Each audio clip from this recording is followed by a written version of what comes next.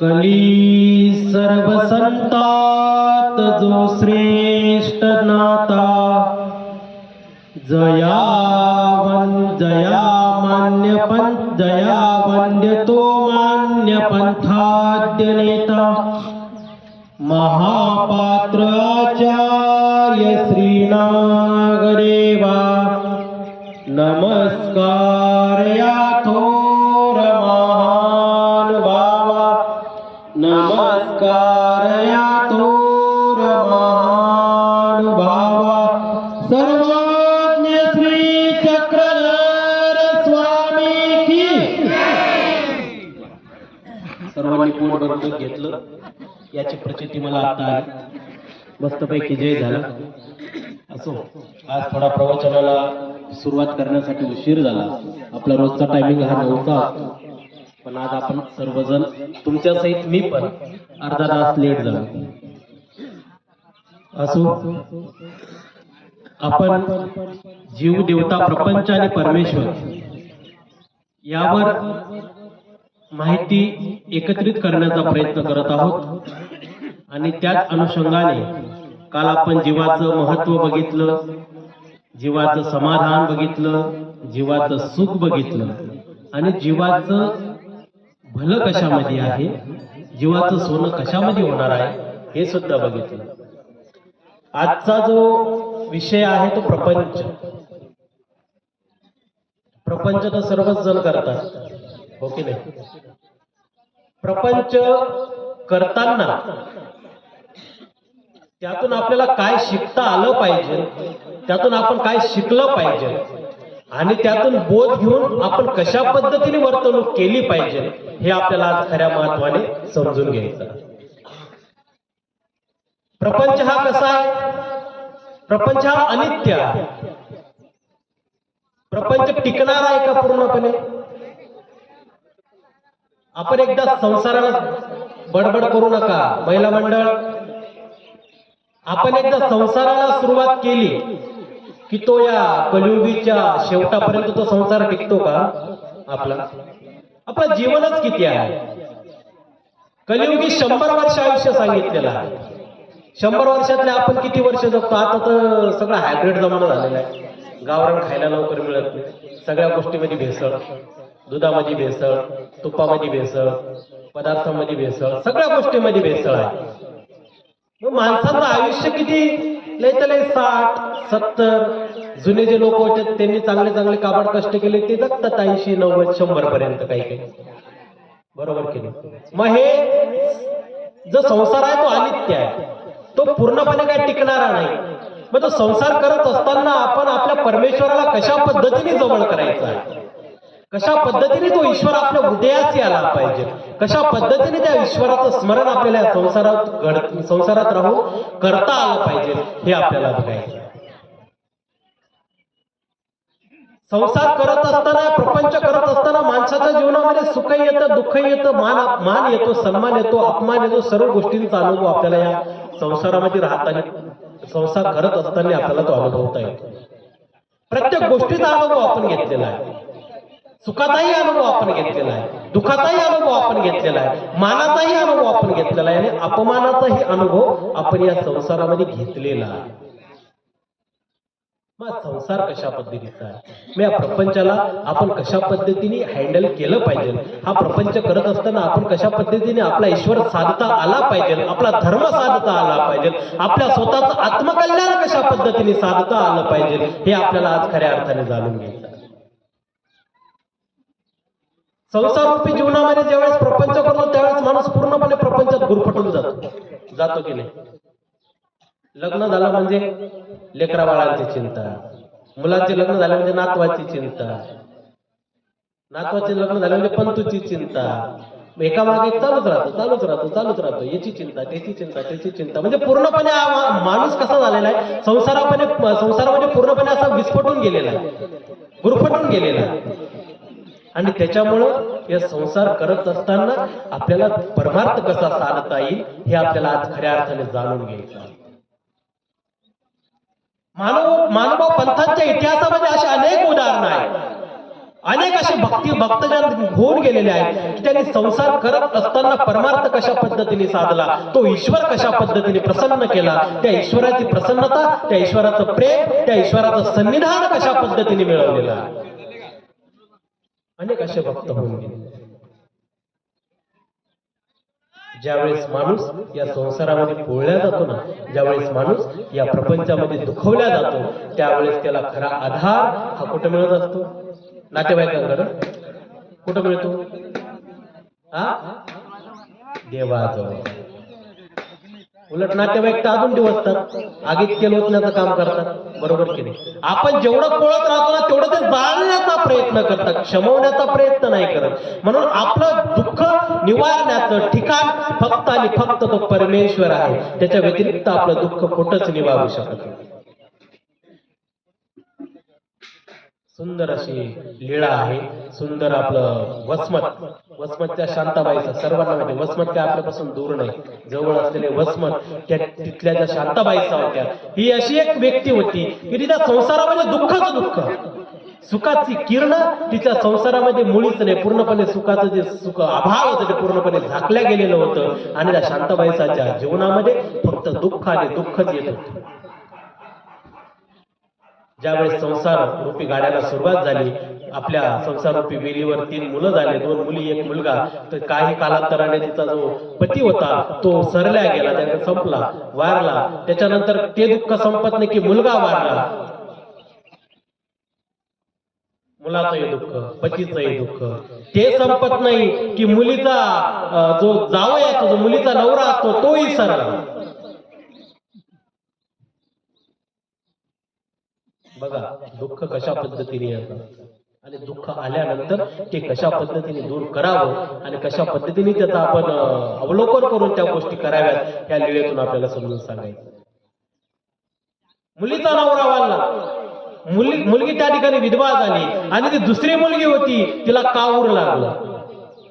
म्हणजे भूत पिशाचं तिच्या मागं ते लागलं आणि ती आपण जसं आता देवाजवळ असं घुमतात तशा पद्धतीने त्या मुलीच्या मागे ते दुखणं लागलं. सर्व संसारामध्ये दुःख दुःख. मुलगाही गेला, नवराही गेला, मुलीचा नवराही गेला. एका मुलीला दुःख काऊर लागलं, ते मुलीचा नवरा गेला म्हणून त्या संसारिक लोकांनी तिला काढून दिलं, जा तुझ्या घरी म्हणून. ती आली वापस घरी. जिला भूत लागलेलं होते तिथे पण सगळे संसारिक लोक ते त्रसले, तिने त्यांना काढून दिलं, ती पुन्हा आली वापस घरी. आता हिला करावं काय, सुधरण. शांताबाईचा अत्यंत दुःखित होऊन विचार करायला लागले, आता जीवन जगून काय फायदा?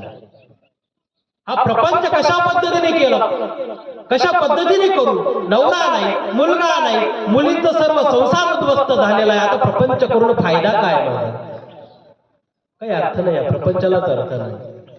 मग करावं काय? त्या ठिकाणी ती शांताबाईचा आपल्या दोन्ही मुलींना घेऊन त्या द्वारकेच्या पवा म्हणजे पदयात्रा त्या ठिकाणी निघते आणि त्या द्वारकेच्या पव्यामध्ये निघते आणि म्हणते की एक पोरगी पाठीशी बांधेल, एक पोरगी पोटाशी बांधेल आणि त्या समुद्रामध्ये उडी टाकून स्वतःचा संसार या ठिकाणी संपवेल, स्वतःचं आयुष्य या ठिकाणी संपवेल. अशा निर्धाराने ती शांताबाईचा आपल्या दोन्ही मुलींना घेऊन त्या पव्यामध्ये त्या पदयात्रेमध्ये निघायला सुरुवात करते. मग तो पवा हळू धरकत जोर मुक्काम चालत असतो आणि पैठणला आल्यानंतर त्या ठिकाणी पैठणला त्यांचे भाचे सारंग पंडित पांडिया, स्वामींनी त्यांना टोपण नाव दिलं होतं पांडिया, असे सारंग पंडित त्या ठिकाणी पैठणला होते. पैठणला आल्यानंतर ती त्या आपल्या भाच्याला भेटते. भाच्याला भेटल्यानंतर सर्व दुःख त्या आपल्या सारंग पंडितांना ती शांताबाईचा त्या ठिकाणी सांगते, अशा अशा पद्धतीचं झालं, आता जगून काही अर्थ नाही, या जीवनालाच अर्थ उरलेला नाही, करावं. सारंग पंडित समजावून सांगतात की असं करू नको, जीवन संपवलं म्हणजे दुःख संपणार आहे का? मूर्ख आहेत ते लोक, विचित्रपणा करतात की आपल्या जीवनामध्ये दुःख आलं तर आपलं जीवन संपवण्याचा आपण प्रयत्न करतो. जीवन जरी संपलं तरी दुःख संपत असतं का? नाही संपत. दुःख हे मेल्यानंतरही संपत नाही, ते आपल्या पाठीमागे ते तसं लागूनच राहतं. इथं म्हणजे आपलं जीवन संपलं म्हणजे दुःख संपलं. उलट आपण आपलं जीवन स्वतःच्या हाताने संपवायचं आणि भूतीवनीला जायचं. काय अर्थ आहे त्या जीवनाला? कुठल्याच गोष्टीचा अर्थ नाही. मग जीवन काय संपवून दुःख संपणार आहे का तुझं? मग करावं काय? ठीक आहे, तुझी इच्छा आहे, तू जा पव्या, तुला द्वारकेला जायचे जाऊ शकतेस, पण जाता जाता रस्त्यामध्ये वेरूळला माझे सर्वज्ञ श्री चक्रधर स्वामी जे आमचे गुरु आहेत ते तिथं आहेत वास्तव्याला, त्यांच्या ठिकाणी एकदा भेट घेऊ, मग पुढे जा. त्या ठिकाणी शांताबाईचा स्वामींच्या नावामध्येच इतकी ताकद आहे. सर्वज्ञ श्री चक्रधर स्वामींचं नाव जरी ऐकलं ना तरी तो भक्त त्या ठिकाणी वेधल्या आहे. त्याला ती आवड उत्पन्न व्हायची, त्याला ती गोडी उत्पन्न व्हायची. या नावामध्ये इतकी जर सामर्थ्य आहे, या नावामध्ये जर इतकी ताकद आहे, तर तो परमेश्वर कशा पद्धतीचा असेल, ती महापुरुष कशा पद्धतीची असेल, ही आवड माणसाला न बघताच उत्पन्न व्हायची. तशी शांताबाईचाला ती आवड उत्पन्न झाली आणि शांताबाईचा त्या ठिकाणी वेरूळला गेल्यानंतर सर्वज्ञ श्री चक्रधर स्वामींच्या स्वामी असं आसनस्थ बसलेले असतात आणि शांताबाईचा आपल्या दोन्ही मुलींना घेऊन जाते. त्या ठिकाणी श्री चरणा लागते आणि स्वामींना त्या ठिकाणी आपलं दुःख सांगायला सुरुवात करते. संसाराचं दुःख सांगते. स्वामी तिला निरोपण करतात, स्वामी तिला समजावून सांगतात की संसार हा दुःखरूप आहे, संसार अनित्य आहे, संसार हा टिकून राहणारा नाही, प्रपंच हा टिकून राहणारा नाही. मग त्याच्यातून आपल्याला सावरायचं कसं? मग त्या ठिकाणी स्वामी तिला निरूपण करतात. ती थोडी त्या ठिकाणी शांत होते. स्वामींच्या शब्दामध्येच ती ताकद आहे की त्या ठिकाणी ती शांताबाईसा निवावली, सुखावली आणि शांत झाली. मग त्या ठिकाणी स्वामींना ती सांगते अशा अशा पद्धतीने तिचा नवरा गेला, हिला बाहेर काढलं काऊर आहे म्हणून. पण त्या ठिकाणी स्वामी त्या ठिकाणी ती सेवा करायला लागते. त्या मुलीचंही काऊर त्या ठिकाणी पूर्णपणे निघून जातं. मग स्वामी तिला विचारतात काय आलं होतं का काही, रात्री झोपेमध्ये काही जाणवलं का? ती म्हणते नाही जीजी नाही, काहीच जाणवलं नाही. आणि एकदम त्या ठिकाणी ती शांताबाईचा सुखवल्या जाते. मग स्वामी तिला विधी सांगतात आणि विधी पद्धतीने अशा पद्धतीने विधी कर, तुझ्या जीवनातले जे दुःख आहे, तुझ्या जीवनातलं जे संकट आहे ते त्या ठिकाणी निवावल्या जातील. शांताबाईचा तशा पद्धतीने विधी करते. त्या मुलीचं काहुरी गेलं, पुन्हा तिथे सासरची मंडळी पुन्हा त्या मुलीला वापस घेऊन जातात. तिचा संसार सुखाचा लागतो आणि मोठी मुलगी आणि शांताबाईचा त्या ठिकाणी स्वामींच्या सन्निधानामध्ये येऊन आपल्या स्वतःला समर्पित करतात, अनुसरण घेतात आणि आपल्या पद्धतीने त्या ठिकाणी स्वामींच्या सन्निधानामध्ये ते राहतात. अशा पद्धतीने शांताबाईंचं सांगण्याचं तात्पर्य एकच आहे की जी बाई त्या संसारामध्ये दुखावल्या गेलेली आहे, या संसारामध्ये पूर्णपणे त्रस्त झालेली आहे, त्या बाईला त्या ठिकाणी कोणाच्या ठिकाणी सुख मिळालं? परमेश्वराकडे आल्यानंतर ती बाई त्या ठिकाणी सुखावल्या गेलेली आहे. म्हणजे प्रपंच करत असताना ज्यावेळेस आपल्यावर संकट येतात, ज्यावेळेस आपल्यावर दुःख येतात, त्यावेळेस आपण समजून घेतलं पाहिजे की आपल्याला आता परमेश्वराकडे जायचं आहे. त्या परमेश्वराची वाटचाल धरल्याशिवाय आपल्यावरचे दुःख, आपल्यावरचे संकट हे निवारणार नाही.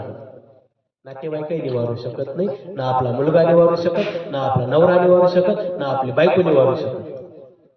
संकट निवारणारा तो फक्त एकमेव परमेश्वर आहे. आणि त्या परमेश्वराच्या सन्निधानामध्ये येऊन आपल्याला या प्रपंचरूपी दुःखापासून दूर होऊन आपल्याला हा परमात्माचा आनंद, जो परमात्मा स्वरूपीचा जो आनंद आहे, तो आनंद आपल्याला या खऱ्या अर्थाने या ठिकाणी अनुभवायचा. तो अनुभवण्यासाठी आपल्याला या संसाररूपी दुःखापासून दूर होणं गरजेचं आहे. आपल्याला मी सतत नेहमी सांगत येतो, संसारातलं महत्व तुम्ही तुमचं जाणून घ्यायचं, आम्हाला सांगायची गरज नाही पडली पाहिजे. आजी झालं की आता चला ना अनुसरण, सांगण्याची गरज नाही पडली पाहिजे. तुम्ही तुमच्या संसारातलं महत्व जाणून तुम्ही तुमच्या पद्धतीने दूर झालं पाहिजे आणि त्या परमेश्वराच्या ठिकाणी, त्या परमेश्वराच्या दरबारामध्ये आपलं स्वतःचं महत्व आपण वाढवून घेतलं पाहिजे. हे ज्या माणसाला कळालं ना, तो या जगातला सर्वात सुखी आणि आनंदी व्यक्ती असणार. ते समजून घेणं गरजेचं आहे की संसारातलं महत्व कशा पद्धतीने कळलं पाहिजे. दुःख प्रत्येकाच्या जीवनामध्ये येतात, संकट प्रत्येकाच्या आयुष्यामध्ये येतात, पण ज्यावेळेस संकट येऊन दुःख येऊनही तो आपल्या परमेश्वराची आपल्याला वाटचाल दिसत नाही, तो व्यक्ती कधीच जीवनामध्ये सुखी आणि संतुष्ट राहू शकत नाही. माणसाच्या जीवनामध्ये जर काही निवडायची वेळ आली, जर धर्म निवडण्याची वेळ आली किंवा संसार निवडण्याची वेळ आली, तर जो हुशार असेल ना, जो खऱ्या सुखाचा अनुभव घ्यायचा असेल ना, जर आनंद प्राप्तीचा अनुभव घ्यायचा असेल ना, तो धर्म निवडेल. काय निवडेल? धर्म निवडेल. का तुम्ही संसार निवडणार? तुम्हाला चान्स आला, गोल्डन चान्स, सर्वांनी सांगितलं तू एक तर धर्माकडे जायला तर संसाराने काय निवडणार तू? हा, जोरात धर्म. धर्म निवडण्याचा प्रयत्न केला पाहिजे. अत्यंत सुंदर अशी स्मृती आम्हाला आठवते, हिरायचा दामोदर पंडितांची स्मृती आहे. ज्यावेळेस त्यांचा सुखी संसार चालू असतो, एक मुलगा आणि एक मुलगी असं त्या दोन दाम्पत्याला 2 मुलं असतात आणि त्या ठिकाणी त्यांचा सुखाचा संसार चालू असतो. अत्यंत धार्मिक प्रवृत्तीचे हे दोन्ही जोडपं, खूप धार्मिक प्रवृत्तीचे. ही स्वामींच्या असन्निधानाची स्मृती आहे. ज्यावेळेस श्री नागदेवाचार्य पंथाचे पहिले आचार्य होतात त्यावेळेसची ही गोष्ट आहे, त्यावेळेसची ही स्मृती आहे. आणि त्यावेळेस दामोदर पंडित आणि हिराईचा हे दोघं जोडपे अत्यंत सुखाने संसार त्यांचा चालू असतो, सुखाने संसार चालू असतो. आणि त्या ठिकाणी आपली जी मुलगी असते, एकुलती एक मुलगी, ती मुलगी एक दिवस आजारी पडते. इतकी आजारी, हळूहळू तिचा आजार एवढा वाढत जातो, इतका ताप वाढत जातो की तिचा ताप काही कमी व्हायला तयारच नाही, अशक्त होऊन जाते. खूप दवाखाने केले, खूप वैद्य दाखवले, खूप उपचार केले, आयुर्वेदिक उपचार केले, सर्व गोष्टीचे उपचार त्या मुलीवर करून बघितले, पण तिचा ताप काही कमी व्हायला तयार नाही आणि तिचं जे अशक्तपणा आहे तो काही कमी व्हायला तयार नाही. आता करावं काय? शेवटी कंटाळून सर्व दवाखाने करून त्या मुलीला घरामध्ये टाकलं.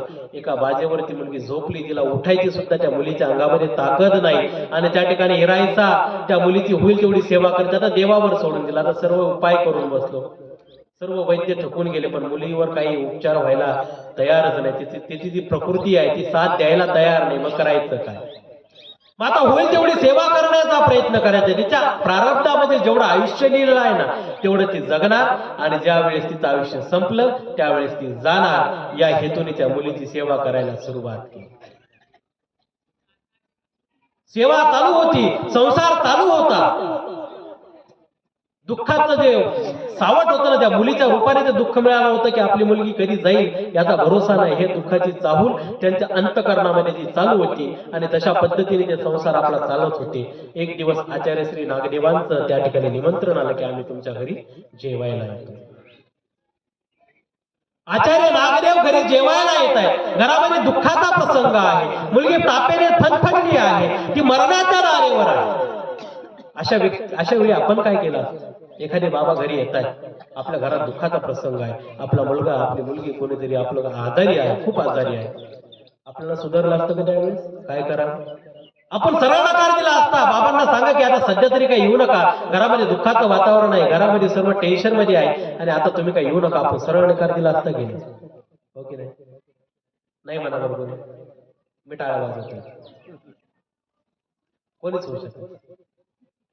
आपण सरळ नकार दिला असता बाबांना की नाही तुम्ही सध्या काही येऊ नका, आता घरामध्ये अशा पद्धतीचं वातावरण आहे, अशा पद्धतीचं टेन्शन आहे, आपण नकार दिला असता. त्या ठिकाणी तो एक शिष्य परिवार त्या ठिकाणी हिरायसाला सांगायला येतात की तुमच्या घरी आचार्य जेवायला येतात, जेवणाची तयारी करा.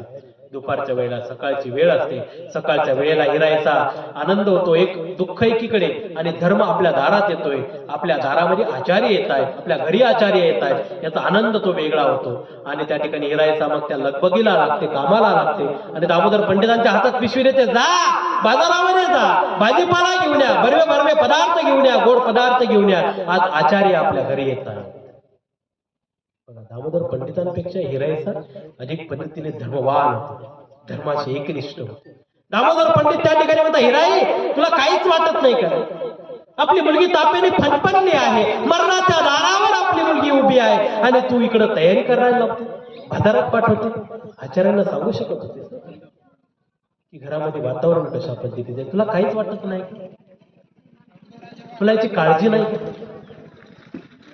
ती म्हणते ती मुलगी आहे, ती जरी माझ्या काळजाचा तुकडा, पण तिचं आयुष्य जेवढं लिहिलं आहे ना तेवढं ती जगणार आहे. आपण उपचार करून थकलो की, भरपूर उपचार केले, काही होत नाही त्या मुलीवर उपचार, मग करायचं काय? तिचं दुःख धरून बसायचं? गेल्यानंतर तुम्ही आयुष्यभर तिचं दुःख धरून बसणार आहात का? पण आज धर्म आपल्या दारात येतो आहे, आचार्य आपल्या दारात येतो आहे आणि साधू संत घरी आल्यानंतर तो एक वेगळ्या पद्धतीचा तो सोहळा असतो आणि हा सोहळा मला गमवायचा नाही. जेवढं सांगितलं तेवढं ऐका आणि बाजारात जा. हिराईचा कडक स्वभावाचे त्या ठिकाणी दामोदर पंडित गपचीप पिशवी घेतात आणि बाजारात जातात. बघा त्या ठिकाणी सडा संमार्जन करते, सर्व अंगण सारून काढते, रांगोळ्या काढते, रांगोळ्या काढून त्या ठिकाणी आंघोळीची व्यवस्था करते, भोजनाची व्यवस्था करते. दामोदर पंडित येतात, सर्व फुलार बिलार काय असतील सर्व गोड पदार्थ बरवे बरवे पदार्थ घेऊन येतात आणि त्या ठिकाणी मग आचार्य दुपारच्या वेळेला येतात आणि आचार्य आल्यानंतर आचार्य यायच्या अगोदर सर्व तयारी झाली, एक चक्कर आपल्या मुलीकडे मागून यावं, मुलीकडे जावं, काय मागते का, तिला काही लागतं का म्हणून हिरायचा सर्व आवरल्यानंतर मुलीकडे घेते. मुलीकडे गेल्यानंतर मुलगी डोळे मिटून शांतपणे पडलेली असते, समजायला मार्ग नाही, ती बोलत का नाही. अंग चेक करते, अंगाला हात लावते तर अंग असं थंडगार अंग पडलेलं असतं, हाताला हात लावते थंडगार पडलेलं असतं, पायाला हात लावते थंडगार पाय पडलेले असतात. आणि त्या ठिकाणी हिरायसाला समजून जातं की आपल्या या मुलीने या जगाचा निरोप घेतलेला आहे. त्या मुलीने त्या ठिकाणी आपला प्राण देह त्याग केलेला आहे हे हिरायसाला समजलं. पण आता थोड्याच वेळामध्ये आचार्य आपल्या दारामध्ये येतात, आपल्या घरी येत आहे, मग करायचं काय. विषय व्यवस्था कशा पद्धतीने केली पाहिजे ही हिरायसाकडून शिकण्यासारखं आहे. माझ्या माय मौल्यांना सांगायचं एकच तात्पर्य आहे, हिरायसा जशा पद्धतीने दृढ होती ना तशा पद्धतीने आपण दृढ झालं पाहिजे. आपल्या मुलगी गेली हे हिरायसाला कळालं, पण त्या ठिकाणी ती रडली नाही, अंगावर तिच्या जे चादर होती, जी शॉल होती ती तशी तिच्या अंगावर पूर्ण टाकून दिली आणि लगबगीने बाहेर आली. आणि त्या ठिकाणी आचार्य आल्यानंतर दुःख मनामध्ये आहे, मुलगी गेल्याचं दुःख मनामध्ये साठवलं, पण डोळ्यामध्ये एक अश्रू येऊ दिला नाही. किती मोठं काळीज असलं होतं. स्वतःचा पोटचा गोळा या जगाचा निरोप घेऊन सोडून गेलेली आहे, त्या मुलीसाठी रडावं की आचार्याचं स्वागत करावं या द्विधा मनस्थितीमध्ये त्या ठिकाणी हिरायसा अडकलेली आहे. पण द्विधा मनस्थिती न ठेवता त्या आचार्याच्या स्वागताकडे तिने जास्त कल दिलेला आहे. मुलगी गेली, मुलगी सोडली, कधी ना कधीतरी सोडून जाणारच आहे त्या हिरायसाला माहित होतं. आणि त्या ठिकाणी ती मुलगी गेली हे समजून त्या मुलीच्या अंगावर शॉल टाकली आणि आपल्या या तयारीला लागली. आचार्य आल्यानंतर त्या ठिकाणी आचार्यांचे हातपाय धुतले, त्या ठिकाणी स्वागत केलं, जेवायला बसवलं. जेवायला बसल्यानंतर सर्वांनी जेवण केलं. पोटभर जेवण केल्यानंतर मग त्या ठिकाणाहून आचार्य निघून जातात आणि मग आचार्य गेल्यानंतर मग त्या ठिकाणी ती हिरायसा आपल्या अंतःकरणातलं दुःख जे होतं ना ते दुःख बाहेर काढते आणि रडायला सुरुवात करते. मुलगी गेल्याचं दुःख मग त्या ठिकाणी रडायला सुरुवात करते आणि मग ते रडणं झाल्यानंतर मग त्या ठिकाणी त्या मुलीचा अंत्यविधी व्यवस्थित पार पाडल्यानंतर सर्व विधी झाल्यानंतर मग आता हिरायसाचं त्या संसारातून मन उठून गेलं, प्रपंचातून मन उठून गेलं. मग एक दिवस दामोदर पंडितांना बोलवते आणि बोलवल्यानंतर सांगते, एक तर तुम्ही जा नाही तर मी जाते. अनुसरण घेण्यासाठी आचार्य नागदेवांकडे एक तर तुम्ही जा नाही तर मी जाते, दोघांपैकी एक जण जा, नाही तर आपला एक मुलगा आहे त्या मुलाची व्यवस्था लावते, मी व्यवस्था लावते, त्याची व्यवस्था लावून मी येते, तुम्ही आता लगेच निघा अनुसरण. दोघातून एक काहीतरी पर्याय नाही. त्या ठिकाणी दामोदर पंडित म्हणतात काही हरकत नाही, तू जा, मी मुलाची व्यवस्था लावली, सर्व मुलाचं सर्व लावून दिलं, व्यवस्थित त्याचं लग्न लावून दिलं की मी येतो. मुलगा मोठाच असतो.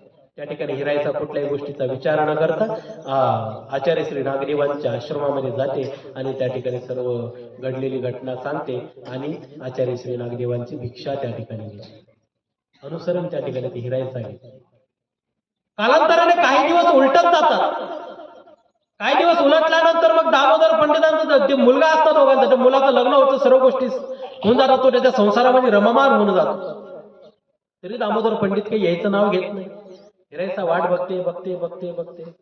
एक दिवस रागाच्या भरामध्ये एक चिठ्ठी लिहिते आणि चिठ्ठी लिहिल्यानंतर त्या आश्रमातील एका व्यक्तीकडे, एका मुलाकडे ती चिठ्ठी देते, सांगते जा दामोदर पंडितांना चिठ्ठी देऊन ये. तो मुलगा येतो.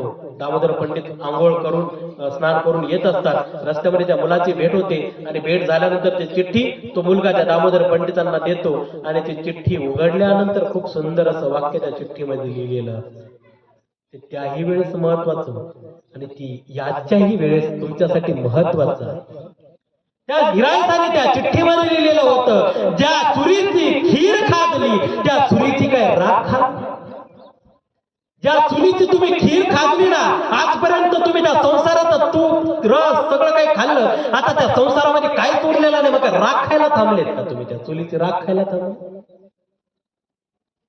दामोदर पंडितांना समजते की आता ही रागावली आणि दामोदर पंडित लगबगीने सर्व गोष्टी त्या मुलाकडे सोपवतात आणि आपणही आश्रमामध्ये येऊन नागदेवाचार्यांकडे त्या ठिकाणी ते अनुसरण घेतात. सुंदर असं वाक्य, ज्या चुलीची खीर खाल्ली त्या चुलीची काय राख खाल्लं की? आतापर्यंत तुम्ही तूप खाल्लं, मस्त मस्त दूध खाल्लं, सर्व काही मौज मजा केली. जोपर्यंत तुमच्या सासवांनी, तुम्हाला सासू होती, तुमच्या सासू गेल्यानंतर तुमच्याकडे आला संसार, तुम्ही मालकीन झाल्या. आता तुमची सुनबाई आल्यावर तुम्ही मालकीन राहणार आहे का? सुनबाईला चाव्या द्यावेच लागतील की नाही? दिल्या मग चाव्या, आता संपली तुमची खीर. आता राग खायला थांबले का? खीर संपली की का बाकी अजून कोणाची खीर? माझ्याकडे चाव्या आहे अजून माझ्या संसाराच्या.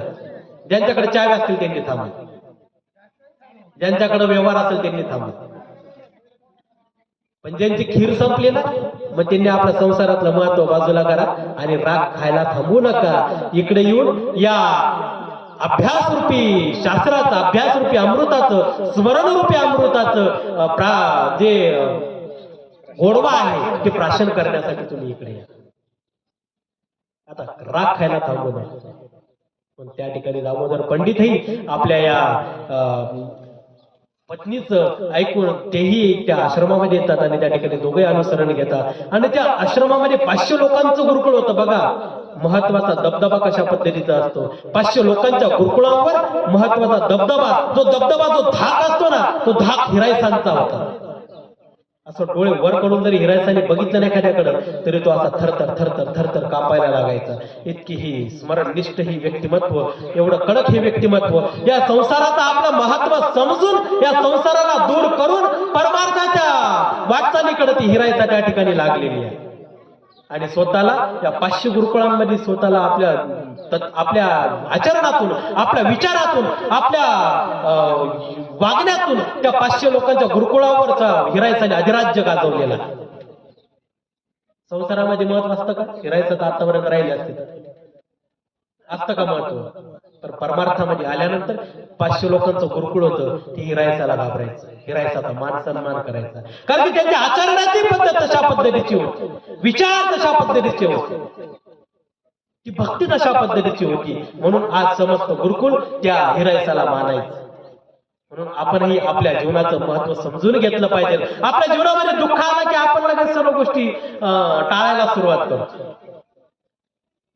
म्हणून सोप्या आणि शब्दात सांगायचं, तुमच्या संसारामध्ये खीर संपली असेल तर तुम्ही आता राग खायला थांबू नका.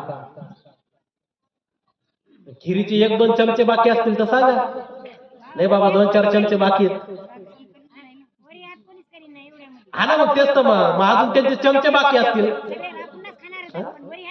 हा, मग आता ते ज्याला कळे. बघा मी काय पहिल्या दिवशी काय बोललो, आमच्या सर्व प्रवचनकारांचं एकच उद्दिष्ट असतं, आम्ही बोलतो, आम्ही 1-2 तास इथं बोलतो, आमची एनर्जी या ठिकाणी खर्च करतो, पण आमचं एकच उद्दिष्ट काय असतं की एवढ्या लोकातून एक जरी, एवढे तुम्ही 100, 200, 300 मंडळी आहेत, यापैकी एक जरी अनुसरणाला प्रवृत्त झाला ना तरी आम्ही एवढं 7 दिवस प्रवचन केल्याचं साफल्य झालं.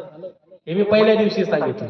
एक जरी अनुसरणाला या ठिकाणी तयार झाला. मला त्या कालचीच गोष्ट, एक आजीबाई मला मिळाले, त्यांनी मला सुंदर असं वाक्य बोललं की मलाही त्या ठिकाणी अभिमान वाटला की तुमच्या आईची कुश खरंच भाग्यवान आहे. त्या मला बोलल्या का, तुमच्या आईची कुस खरंच भाग्यवान आहे की तुम्ही त्यांच्या जन्माला आलात, मला तुमच्यासोबत यावंसं वाटतं बाबा. म्हटलं चला ना, तयार आहे. आता त्या आजी मला कुठं बसलं ते दिसत नाही, पण मला त्या काल बोलल्या की मला तुमच्यासोबत यावंसं वाटतं.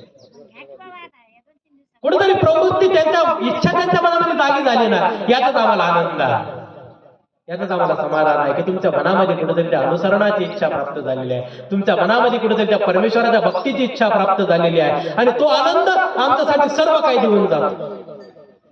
आणि मला खरंच त्या क्षणापुरता का व्हायना, आजींनी सांगितलं की आम्हाला तुमच्यासोबत यावंसं वाटतं, तो आनंद मला त्या क्षणापुरता वाटला की जरा मी बोलण्याचा काहीतरी फायदा झाला.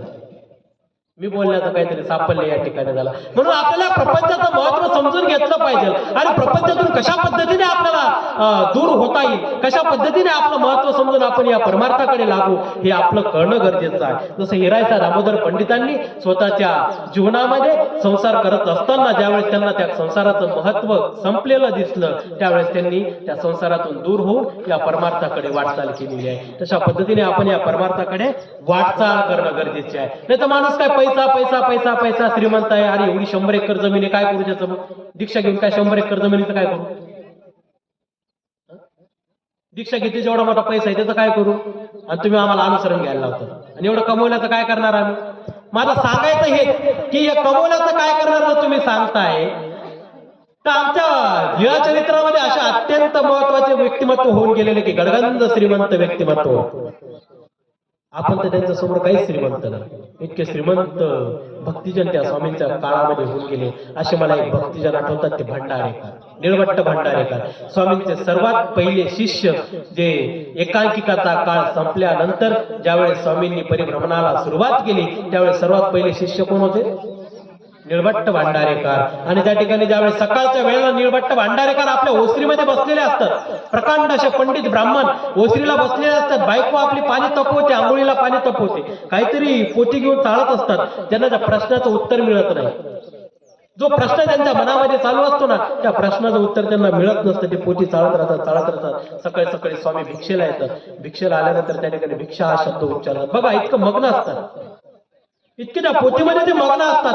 त्या ठिकाणी स्वामी समोरून भिक्षेला येतात. भिक्षेला आल्यानंतर स्वामी बघतात, भिक्षा म्हणतात ती बाई त्या ठिकाणी भिक्षा वाढते. भिक्षा वाढल्यानंतर त्या निळवट्ट भांडारेकरांचं स्वामींकडे लक्ष नाही, इतके ते मग्न झालेले आहे. तो आवाजाकडे लक्ष नाही. मग स्वामी थोडं पुढे येतात आणि पुढे आल्यानंतर मग स्वामी फक्त म्हणतात, भट्टो मागील फांकी पहा, मागचं पान बघा. ते मागचं पान बघतात, ते शब्द ऐकतात, मागचं पान बघतात, तरी स्वामींकडे बघत नाही, फक्त मागचं पान बघतात.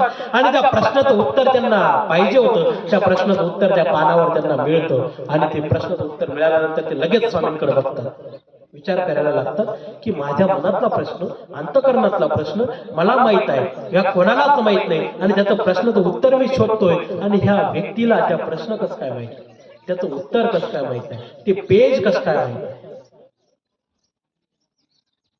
बघा माणसाच्या जीवनामध्ये विचार, जेव्हा माणसाचे विचार विवेकशील विचार ज्यावेळेस मनामध्ये उत्पन्न होतात ना त्यावेळेस माणूस सत्कर्माला लागत असतो, चांगल्या धर्माला लागत असतो. आणि त्या ठिकाणी तो विचार त्यांच्या मनामध्ये उत्पन्न होतो की यांना आपल्या गोष्टी माहिती कसं, यांना आपला प्रश्न माहिती कसं काय. हे साधेसुधे पुरुष नाही, हे कोणीतरी महापुरुष आहे. ज्यावेळेस त्यांची स्वामींकडे नजरानजर होते त्या ठिकाणी निळवट्ट भंडारेकर वेधले जातात. स्वामी पुन्हा आपल्या भिक्षा घेऊन वापस निघायला लागतात आणि त्या ठिकाणी निळवट्ट भांडारेकरची पोटी तशीच जातात, उठतात आणि त्याच कपड्यानिशी स्वामींच्या मागे जायला लागतात. ती बाई मागून आवाज देते, त्यांची पत्नी असते ती आवाज देते, का हो कुठं चालले? अहो आंघोळीला पाणी ठेवलं, आंघोळ करा. सुंदर असं वाक्य त्या ठिकाणी निळवट्ट भांडारेकर आपल्या पत्नीला बोलतात की जी मी ज्याचा होतो आजपर्यंत तुमचा होतो, तुमच्यासाठी राबलो, आता ज्याचा आहे त्याच्या मागे मी चाललो आहे, ज्याचा मी आहे त्याच्या मागे चाललेलो आहे. म्हणून आपले जुने कवी सुंदर असं वाक्य म्हणतात, भवघोळ टाळल्यासी आंघोळ टाळली. हा भवघोळ जो टाळायचा होता ना, हा संसाररूपी दुःख जे टाळायचं होतं ना, त्याच्यासाठी त्या निळवट्ट भांडारेकरांनी काय आंघोळ टाळलेली आहे. जर त्या ठिकाणी ते आंघोळीला थांबले असते ना आणि म्हटले असते की आंघोळ करून जातात, त्यांना स्वामी सापडले नसते, स्वामी त्यांना भेटलेच नसते. आंघोळीला जर थांबले असते त्यांनी सांगितलं ह्या चाव्या आणि हा संसार तुमच्या पद्धतीने तुम्ही करा, ज्यांचे आम्ही आहोत आता त्यांच्या सोबत चाललो. आणि निळवट्ट भांडारेकर त्या स्वामींसोबत त्या ठिकाणी निघून जातात. म्हणजे भवघोळ टाळण्याची आंघोळ टाळली. आपण काय आपल्या जीवनात इतके घोळतात, इतके घोळतात, इतके घोळतात, पण आपण ते घोळ काय टाळायला तयार नाही. त्याच्यात घुसून घुसून घुसून त्याच्यावर पार व्हायला तर पण संसार करायचा म्हणजे करायचा, हे की नाही. पण तो घोळ काय टाळत नाही आपण. हा संसाराचा जो भवगोळ आहे ना, हे संसाराचं जे भवरूप असं जे दुःख आहे ना, ते टाळण्याचा आपण प्रयत्न करत नाही, आपण त्याला फक्त पार करण्याचा प्रयत्न करतो. येऊ द्या, जेवढं येईल तेवढं दुःख येऊ द्या, घोळ येते तेवढे घोळ येऊ द्या, पण आपण काही तो टाळण्याचा प्रयत्न या ठिकाणी करतच नाही. आणि त्या ठिकाणी ती आंघोळ सुद्धा त्या निळभट्ट भांडारेकरांनी टाळलेली आहे आणि स्वामींसोबत ते त्या ठिकाणी निघून जातात. निघून गेल्यानंतर निळभट्ट भांडारेकर अत्यंत श्रद्धापूर्वक त्या ठिकाणी स्वामींची सेवा करत असतात. एक दिवस मनामध्ये विचार येतो की मी किती अभागी आहे, माझ्याकडे भरपूर अशी संपत्ती आहे, भरपूर असा पैसा आहे, पण या माझ्या देवासाठी, माझ्या या श्री चक्रधर स्वामींसाठी, त्यांच्या ठिकाणी त्यांच्या चरणाशी अर्पण करण्यासाठी माझ्याकडे आता खिशामध्ये 1 रुपया सुद्धा आहे. काही घेऊनच आले नाही. जसे आंघोळीसाठी उठले होते तसेच स्वामींसोबत निघाले. बाईकडे चाव्या देऊन दिल्या, काही चाललं नाही सोबत. सर्व काही माझ्याकडे होतं, सर्व काही मी संसारात कमवलं, सर्व काही पैसा पाणी कमवला, पण माझ्या परमेश्वरासाठी या ठिकाणी मला दान करण्यासाठी, त्यांचे पूजन विधी करण्यासाठी माझ्याकडे काहीच नाही. याचं दुःख त्या ठिकाणी निळभट्ट भांडारेकर करू लागतात. मी पहिल्या दिवशी बोललो, सर्वज्ञ. सर्वज्ञ म्हणजे सर्व जाणता. तो परमेश्वर मनातले दुःख, मनातल्या इच्छा जाणतो. आणि त्या परमेश्वराने निळभट्ट भांडारेकरांची इच्छा जाणली आणि प्रवासात पुढे अचलपूरला गेल्यानंतर त्या ठिकाणी निळभट्ट भांडारेकर भिक्षेला जातात. भिक्षेला गेल्यानंतर राजवाड्यात भिक्षेला गेल्यानंतर ती धानाईची राणी असते, ती भांडारेकरांना बघते आणि वेधल्या जाते. इतकं तेजस्वी रूप, किती महान हे पुरुष असते भांडारेकरांना. आणि त्या ठिकाणी ते आमंत्रित करते, जेवणासाठी, पूजनासाठी आमंत्रित करते. भांडारेकर म्हणतात, नाही नाही, आमचे गुरु आहेत, आमच्या गुरूंना आमंत्रित करा. ती विचार करायला लागते, ह्या व्यक्ती जर एवढा तेजस्वी आहे, एवढा ज्ञानाने, या प्रकाशाने हा कळपलेला एवढा सूर्यासारखा तेजस्वी दिसतो, या व्यक्तीचा गुरु कशा पद्धतीचा असेल, तीही विचार करायला लागते. आणि तिला ती उत्सुकता घेऊन जाते. सर्व लावाजमासहित सर्व दांडी पालखी घेऊन त्या ठिकाणी स्वामींना ती घेण्यासाठी जाते. पूर्ण सैनिकांसह पूर्ण लावाजमासहित जाते आणि त्या ठिकाणी स्वामी बसलेले असतात आणि स्वामींना ती विनंती करते की तुम्ही आमच्या पूजनाचा स्वीकार करावा. स्वामी त्या विनंतीला मान देतात आणि मग त्या धानायसाच्या वाड्यामध्ये येतात. वाड्यामध्ये आल्यानंतर त्या ठिकाणी सर्व पूजनाचं साहित्य, स्वामींची पूजा ती करायला लागते. स्वामी त्या ठिकाणी म्हणतात, थांबा, तुम्ही थांबा. त्या धानेसाला थांबवतात आणि म्हणतात की आमच्या भांडारेकरांना पहिले पूजा करू.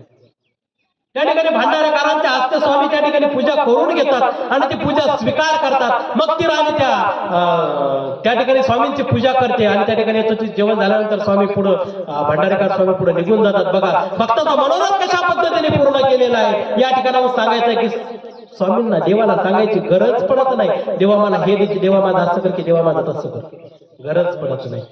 मनोरथ मनामध्ये पूर्ण केलं. मनोरथ मनामध्ये धरलेला होता निळभट्ट भांडारेकरांनी. ते स्वामींना बोलून दाखवलं का त्यांनी? नाही. मनामध्ये दुःख करत होते की मला काहीतरी घडलं पाहिजे, माझ्या हातून काहीतरी स्वामींचं पूजन झालं पाहिजे, पण त्या ठिकाणी होत नाही. हे दुःख त्यांच्या अंतःकरणामध्ये होतं आणि त्या ठिकाणी स्वामींनी त्यांचा तो मनोरथ जाणून अचलपूरला त्या ठिकाणी त्या रत्नपूजेचा स्वीकार त्या भांडारेकरांच्या हस्ते स्वामींनी घेतलेला आहे. भक्तांचा मनोरथ कशा पद्धतीने त्या ठिकाणी तो परमेश्वर पूर्ण करतो. आणि त्या ठिकाणी मग कालांतराने वेळ जाते, काळ जातो. काळ गेल्यानंतर त्या ठिकाणी भांडारेकर मग एक दिवस खूप आजारी पडतात. खूप आजारी पडल्यानंतर त्या ठिकाणावरून मग शेवटच्या स्थितीला असतात आणि मग स्वामींच्या मांडीवर त्यांचं ते डोकं ठेवतात स्वामी आणि स्वामी विचारतात, भट्टो, काळ वंचना करू, तुमच्यासाठी आम्ही काहीतरी आयुष्य वाढवू का, निळादानाचं आयुष्य तुम्हाला देऊ का? ते सुंदर असं. आपल्याला जर देवाने सांगितलं आयुष्य वाढवू, तुम्ही काय म्हणता, 100, 200, 400 देऊन टाका ना, एकदा 400-500 वर्ष देऊनच टाका, एकदा. कटकटच नको, आजाराची कटकट नको, म्हातारपणाची कटकट नको. 4-5 वर्ष, 400-500 वर्ष आयुष्य देऊनच टाका. आपण असं त्या परमेश्वराला सांगू केले. त्या ठिकाणी निळभट्ट भांडारेकर काय म्हणतात, देवा तुम्ही आयुष्य वाढवता ठीक आहे, पण ही जी मांडी आहे ना, ही मांडी मला मिळेल का, पुन्हा मिळेल का? स्वामी म्हणतात, ती आम्ही सांगू शकत नाही, त्याची गॅरंटी आम्ही देऊ शकत नाही की मांडी तुम्हाला मिळेल की नाही मिळेल. हा, पण तुमचं आयुष्य आम्ही वाढवू शकतो, तुम्हाला पाहिजे असेल तर तुम्ही सांगा, पण ही मांडी तुम्हाला पुढे मिळेल की नाही मिळेल याची गॅरंटी आम्ही तुम्हाला देऊ शकत नाही, याची शाश्वती आम्ही तुम्हाला देऊ शकत नाही. आणि त्या ठिकाणी निळभट्ट भांडारेकर म्हणतात, जर या जगत नियम, जगत चालक या परमेश्वराच्या मांडीवर जर माझा जीव असेल ना, तर या सृष्टीमध्ये माझ्यासारखा भाग्यवान जीव कोणीच नसणार, कोणीच नसणार. की माझा परमेश्वराच्या मांडीवर, या सृष्टीचा जगत चालक त्याच्या मांडीवर माझा जीव जातो आहे. माझ्यासारखा भाग्यवान पुरुष या सृष्टीवर कोणीच नसणार आहे. आणि त्या ठिकाणी भट्टोबा तो निळादानाचं आयुष्य नाकारत आहे. निळभट्ट भांडारेकर त्या ठिकाणी निळादानाचं आयुष्य नाकारतात आणि आपला जीव त्या ठिकाणी सोडतात. निळवंट भांडारेकर असे भक्त होऊन गेले की त्या भक्तांनी ते 16 वर्ष सन्निधान स्वामींचं त्या ठिकाणी लाभलं, पण एकदाही आपली पाठ त्या परमेश्वराला दिसू दिली नाही, एकदाही दिसू दिली नाही. स्वामी जर इथं बसलेले असाल ना, निळवंट भांडारेकरांना जर बाहेर वापस जायचं ना, तर पाठ फिरून नव्हती जात, उलट्या पावलाने बाहेर वापस जायचं. पण स्वामींना त्यांनी कधी पाठ दिसून दिली नाही. अशी निळवंट भांडारेकर या संसारातलं महत्व समजून, या संसारातलं आपलं महत्व संपलेलं आहे आणि त्या परमेश्वराच्या ठिकाणी आपलं महत्व वाढवून त्या परमेश्वराच्या प्रेमदानासाठी ते पात्र झालेले भक्त आहेत. आपल्या संसारात तर आपण महत्व समजून घेत नाही. भांडणं झाले तरी चालू देतो संसार. भांड्याला भांडं लागत असताना चालूच असताना भांड्याला भांडं लागतं. संसार नवरा बायकोचे भांडणं होतात, पण ते भांडणं का होतात, ते प्रेम का कमी होतं हे आपण जाणून घेणं गरजेचं आहे. मी सुंदर अशी गोष्ट सांगतो, आता लिळाने सांगत सुंदर गोष्ट सांगतो. दोघं नवरा बायको असतात, नवीन नवीन लग्न झाल्यानंतर एक बाबा त्या ठिकाणी त्या गावामध्ये प्रवचनाला जातात. ते बाबांचे शिष्य असतात. आता बाबांना माहिती या गावामध्ये आपले शिष्य आहेत, नवीन लग्न झाले, त्याला मुलाला भेट देऊन, दोन्ही दाम्पत्याला जोडप्याला भेट देऊन, आणि त्या ठिकाणी बाबा त्यांच्या घरी जातात. घरी गेल्यानंतर मग ते बाबांना जेवायचा दंडोत घालतात, बाबा जेवणाचा दंडोत स्वीकारतात. मग बाबा सांगतात काय काय, बाबांना विचारतात काय करायचं, काय नाही बाई कढी खिचडी कर मस्तपैकी, आवडते कढी खिचडी. मग ती बाई कढी करते, खिचडी करते मस्तपैकी. नवीन नवीन संसार असतो, 2-3 महिने लग्नाला झालेले असतात, आणि झालेले असल्यानंतर मग जेवायला बसतात. बाबा जेवायला बसतात, तिचा नवरा जेवायला बसतो, मस्तपैकी जेवण वाढते. जेवण वाढल्यानंतर खिचडी खातात बाबा, आणि एक कढीचा घोट पितात. इतकी आंबट कढी की कानठळ्या बसतात. आता बाबाला विचार पडतो, आता कढी आंबट झाली कसं करावं. जर आपण सांगितलं की कढी आंबट झाली, मायाला बाबा खायला येतात, पूजा घेतात वरतून नाव पण ठेवतात, हे की नाही. आता बोलाव कसं, जाऊ द्या गपचूप खाल्लेली बरी. आणि जेव्हा नवरा कढीचा घोट पितो, आणि नवरा कढीचा घोट पिल्यानंतर म्हणतो वा वा वा वा, काय माझी बायको सुगरणे, बघितलं बाबा किती सुंदर स्वयंपाक करते, किती छान कढी झाली. आता बाबांना त्या कढीने कान ठळ्या बसल्या पारा, एवढी आंबट कढी. आता बाबा काय म्हणणार, झाली बा, छान झाली, मस्त झाली कढी, सुंदर केली म्हणे कढी. मग जेवण झालं, बाबांचं प्रवचन झालं, बाबा निघून जातात. कालांतराने 20-25 वर्षानंतर पुन्हा त्या गावामध्ये जाण्याचा योग येतो बाबांचा. लग्नाला 20-25 वर्ष झाली आणि एक मुलगा त्यांना झालेला असतो. पुन्हा त्या गावामध्ये जाण्याचा योग येतो. पुन्हा योग आल्यानंतर मग पुन्हा त्या आपल्या शिष्याची आठवण येते. घरी जातात. घरी गेल्यानंतर तो नवरा कामाला गेलेला असतो. मग घरामध्ये बाई असते. बाई अशी एकदम नाराज, तोंड अशी पाडून बसलेली, 12 वाजलेली तोंडावर. मुलगा असा 10-12 वर्षाचा मुलगा असतो, 15-20 वर्षाचा पिंट्या नाव ठेवलेला असते. बाबा विचार करतात, मी ज्यावेळेस पहिली वेळेस आलो एवढं आनंदाने तू माझं स्वागत केलं, एवढं हसून खेळून स्वागत केलं, आणि आज असं एकदम तोंड हिरमुसलेलं, चेहरा बारीक झालेला, असं का. काय सांगू बाबा, संसारात आता काही राहिलंच नाही. काय झालं, काय तुम्हाला अनुभव घ्यायचा आहे का. हा सांग ना, झालं काय. थांबा तुम्हाला अनुभव देते म्हणे. काय करतात म्हणजे, आज पण मी कढी खिचडी करते तुमच्या आवडीची. चालेल ना बाई, काय हरकत नाही, कर कढी खिचडी. बाबा प्रवचन करून येतात. मग आल्यानंतर तोपर्यंत नवरा कामावरून येतो. पण नवरा कामावरून यायच्या अगोदर बाबा येतात. बाबा आल्यानंतर ती काय करते, एका कढीमध्ये, एका वाटीमध्ये कढी काढते. पोराला बोलवते, पिंट्या इकडे रे, ही कढी शेजारच्या काकूकडे नेऊन ठेवायची, आणि शेजारच्या काकूला सांगायचं ही कढी तुम्ही खाऊ नका, ज्यावेळेस मी मागायला येईल तीच कढीची वाटी मला वापस द्यायची. पिंट्या हुशार असतो. पिंट्या ती कढी घेऊन जातो, शेजारच्या काकूकडे ठेवतो. काकू तशीच कढी ठेवतो. नवरा येतो, बाबाला दंड होतो. सर्वजण बसतात. एकदम असं सायलेंट वातावरण असतं. काय असं प्रेमाचा काही त्या ठिकाणी गंधच नसतो. त्या ठिकाणी जेवायला बसल्यानंतर मग बाबा खिचडी खातात, कढीचा एक घोट पितात. सुंदर अशी कढी झालेली असते. आणि बाबांना कढी आवडते, मस्त एकदम सुंदर अशी, आंबट नाही, जास्त काही नाही, गोड नाही, मस्त अशी छान कढी केलेली असते बाई. बाबांना कढी सुंदर वाटते. बाबा मनातल्या मनात म्हणतात, अरे पहिल्या कढीपेक्षा ही कढी खूप सुंदर होती. जसा नवरा कढीचा घोट घेतो, आणि कढीचा घोट घेताना थू तुला अक्कलच नाही, तुझं तू म्हातारी व्हायला लागली, तसं तुझं तंत्र बिघडायला लागलं. कढीला चव तरी आहे का. आता नवरा काय म्हणतो, कढीला चव नाही म्हणे, एवढी फिक्की भसक कढी करून ठेवली म्हणे, जशी म्हातारी व्हायला लागली म्हणे, डंगरी म्हणे, तुला स्वयंपाकाची अक्कल नाही, असं नाही तसं नाही, दे 2-4 शिव्या मार दिल्या बाईला. बाई माझा विचार करायला लागते. त्याची सवय होती नवऱ्याची. काही आवडलं नाही का लगेच पिंट्या, दार पिंट्या, शेजारच्या काकूकडून काही भाजी असेल तर घेऊन ये, त्या महिला स्वयंपाक करायची अक्कल नाही. पिंट्या हुशार असतो. पिंट्या जातो, शेजारच्या काकूकडे जी कढी दिलेली असते ना इकडून, तीच कढी वापस घेऊन येतो. आणि बापाला सांगतो, काकूने पण आज कढीच बनवलेली होती. मग ती कडी, मग कडी घेतल्यानंतर मग त्या कडीचा घोट पिल्यानंतर वाह बघ शिकणारा त्या काकूकडून शिक, किती सुंदर अशी कडी केली त्या काकूने, शिकणारा ट्युशन घे त्या काकूकडून. कडी तीच, फक्त काय बदललं, ठिकाण बदललं. काय बदललं कडीचं, घरची कडी कडू लागली आणि शेजारच्या काकूकडे तीच घरची कडी दिलेली त्याला गोड लागली. याच्यावरून समजायचं काय, संसाराचं त्या दोघांमधलं प्रेम कमी झालेलं आहे, दोघांमधला आदर सन्मान कमी झालेला आहे, दोघांमधली जी इच्छा आकांक्षा होती ती कमी झालेली आहे. म्हणून नवऱ्याला घरची कडी गोड न लागतं, शेजारची कडी गोड लागायला लागली. मग यावेळेस काय आपण काय म्हणतो, नवरा माझा तापटच आहे. का बरं, पहिले प्रेम करायचं तेव्हा नवरा चांगला वाटायचा, आता शिवायला तो तापट वाटतो. का बरं वाटतो,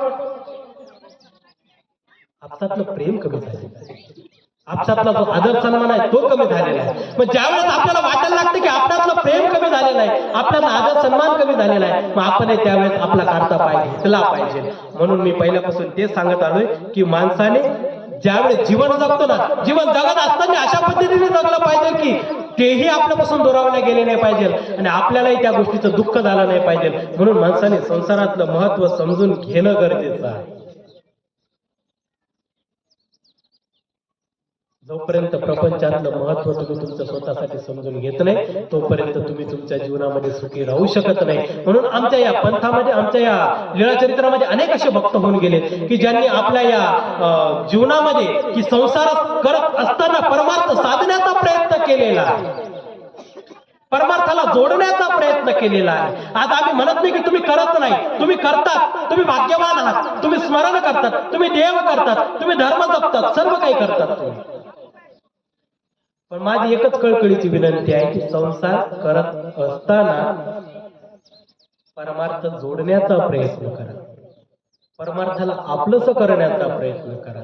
आणि आमच्या सर्व वयोवृद्ध महिला मंडळींना, पुरुष मंडळींना पुन्हा एकदा सूचना आहे की तुमच्या वाटीतली जर खीर संपली असेल तर ती वाटी संसारात टाका आणि राग काही उचलू नका आणि आपल्या इकडं गोड अमृत प्राशन करण्यासाठी परमार्थाची वाट धरा. आजच्या या प्रवचनातून एवढंच सांगतो आणि माझ्या या 2 शब्दाला या ठिकाणी पूर्ण विराम देतो. सर्वज्ञ श्री चक्रधर स्वामी की जय. दंडवत. अतिशय सुंदर बाबाजी. शास्त्रीजींनी आपल्याला खूप सुंदर प्रपंच हा दुःखमय आहे, प्रपंचातलं काय दुःख आहे हे तुम्हाला समजलेलं आहे आणि त्या दुःखातून आपली सुटका कशी करून घ्यायची, सुटका कशी करून घ्यायची ते आपण आता याच्यात सावध व्हायला पाहिजे. संसार दुःखमुळे चोळीकडे इंगळ, विश्रांती नाही कुठे, रात्रंदिवस तळमळ, रात्रंदिवस तळमळ आपण बघितलेलं आहे की हे दुःख या प्रपंचातलं संपत नाही. आपला वेळ संपत आला, वेळ संपत आलेला आहे. ज्या चुलीची खीर खाल्ली त्या चुलीची खीर खाल्ल्यानंतर नाही का शेवटी हिरायचा म्हणते तुम्ही राग खायसाठी थांबले की काय, आणखी तरी सावध व्हा. सावध होता आलं नाही होता आलं सावध. आणि म्हणून आपल्या वयामध्ये आपलं शरीर तंदुरुस्त असताना का होत नाही, आपण अनुसरलं पाहिजे, देवाचं झालं पाहिजे. या प्रपंचातून, या दुःखातून, दुःख हे संपत नाही जीवनात. संपते का, नाही संपत. आणि समजून सुद्धा आपल्याला आपण त्याच्यातून निघत नाही, तर आपल्याला त्याच्यात निघण्यासाठी हे जे काही प्रवचन होतं आपण धरून बसलेला आहोत आणि ते धरून बसलेले दुःख आपण सोडत नाही, तेच आपल्याला आवडते.